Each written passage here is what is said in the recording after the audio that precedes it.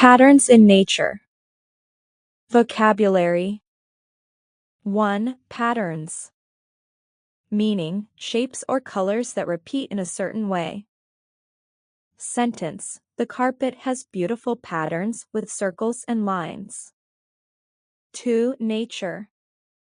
Meaning, everything not made by people, like plants, animals, and the weather. Sentence. We saw many trees and flowers in nature. 3. Repeat. Meaning, to do or say something again. Sentence. The teacher asked me to repeat the word. 4. Sequence. Meaning, the order in which things happen. Sentence. We put the story events in the right sequence. 5. Symmetry.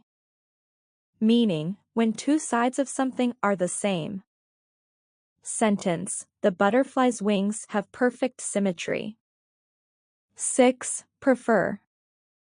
Meaning, to like one thing more than another. Sentence. I prefer apple juice over orange juice. 7. Features. Meaning, important parts or details of something.